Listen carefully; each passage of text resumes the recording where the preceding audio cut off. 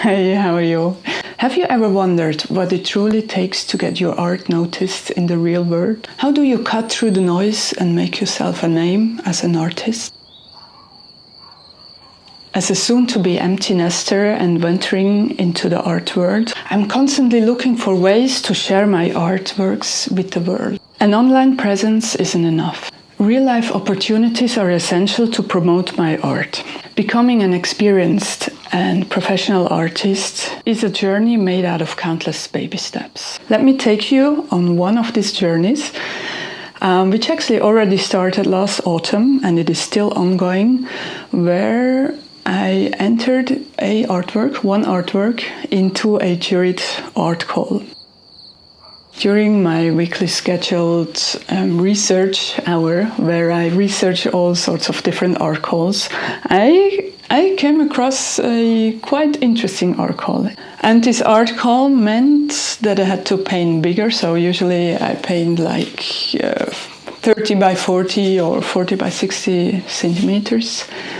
But I figured for this art call I needed to have a bigger canvas, so one side at least 1 meter. And then I also had to use acrylics because I needed to be fast.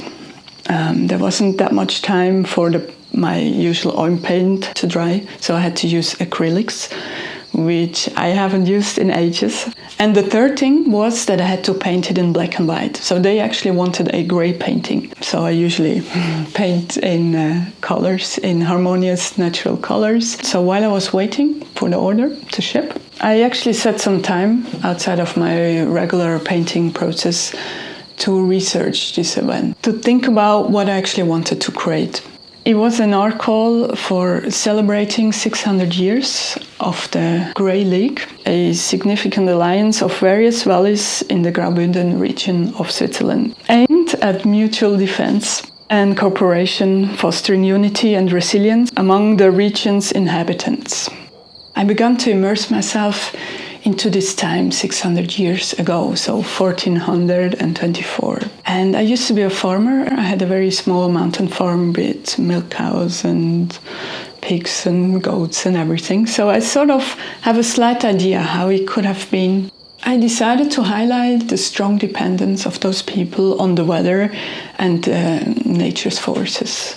And those forces were often personified like demons and devils and goddesses, all sorts of different creatures living high up in these mountains. Hence, I prepared a reference image. I took a photo, I modified it, and I chose a picture of a very dramatic sky. Just after a electric storm, and where it sort of started to dissolve, and the first ray of sunlight is coming back, or serenity is coming back.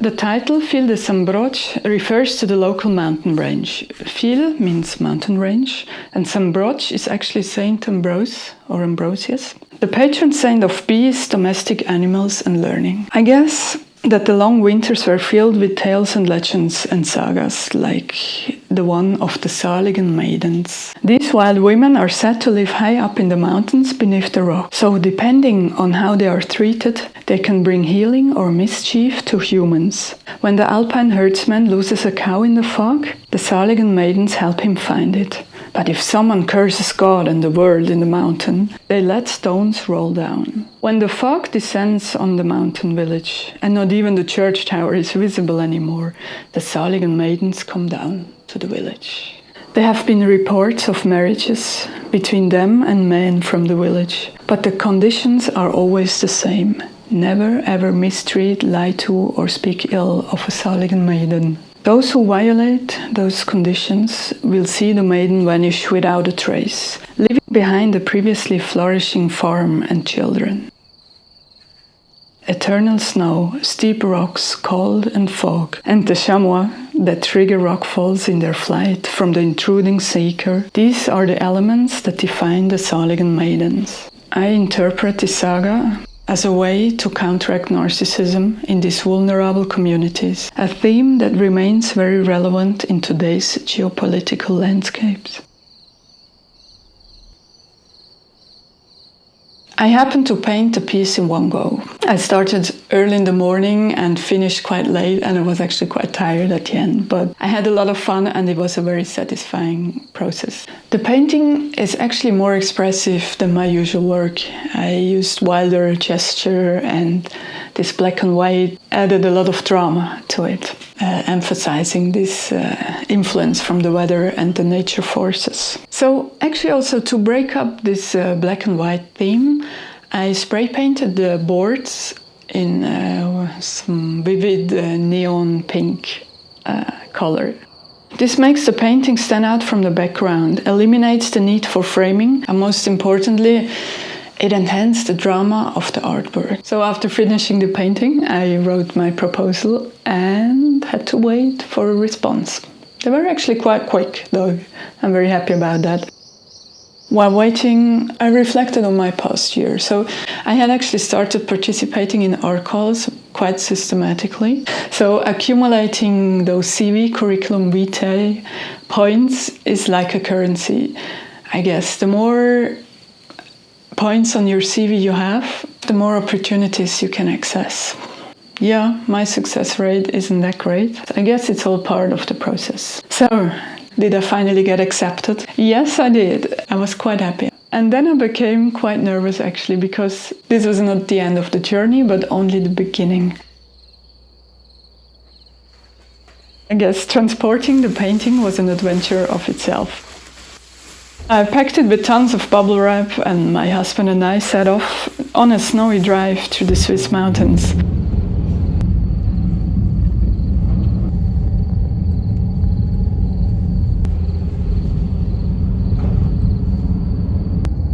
Actually, with lots of opportunities for capturing photos and videos for future painting references.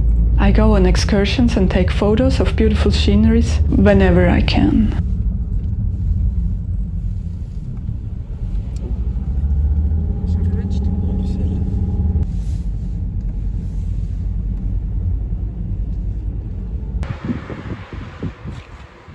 Upon arrival, curator Beat helped me unwrap the painting.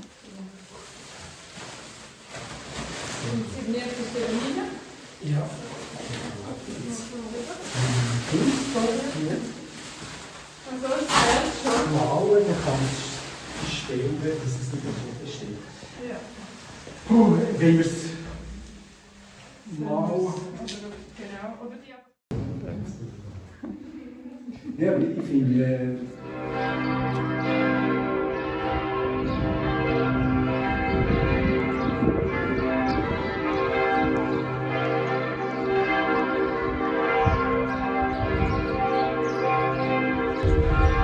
In early spring, we made another adventurous trip to the vernissage or opening to this exhibition. But this time we were taking another route, passing via the scenic Ruine Alta, the Swiss Grand Canyon, so to speak. And again, I had a lot of opportunities to take reference pictures, and I already painted some paintings from that trip, actually.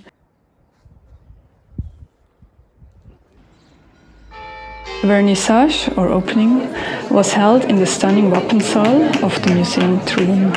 It was very crowded, there were lots and lots of people, and I unexpectedly had to give a speech. But it was okay, it was quite fun, and I could sort of involve the people, and yeah, it was story time. So what I told you in the beginning, I told the audience what this painting is about and the feeling and living in this time and the dependence on the weather and the nature forces.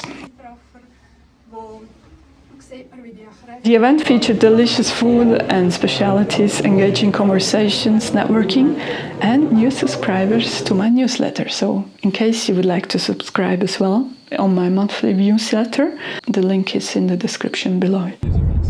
Driving home, I was discussing with my husband, was it worth it?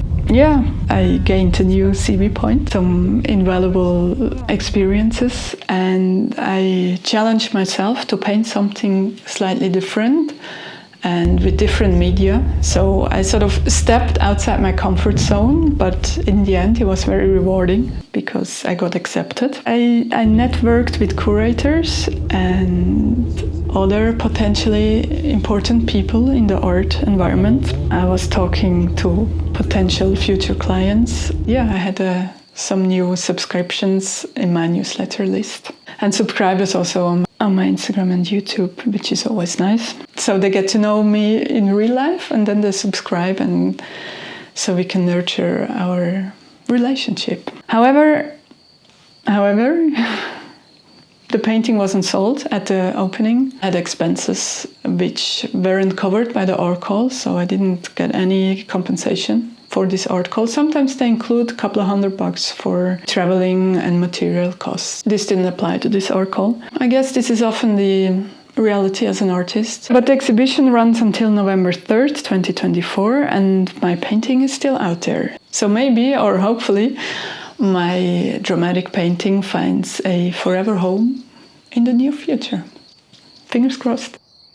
I guess I wanted to make this video to talk about the adventure of the artistic journey and what this journey consists of. It's filled with countless small steps and numerous challenges. You need to grow thick skin, I guess. And there's also a lot of moments of joy. It's about putting your work out there and connect with people and getting touched by your subject. Yeah, and to you who watched until the end, thank you very much. I really appreciate this, and this means a lot to me. And if you would like to support me further, please press like and share the video with somebody who might be interested as well. And don't forget to subscribe. So I guess, or I hope to see you in the next video. Bye-bye. Yeah, and don't forget to check out the exhibition if you're in the area. Bye-bye.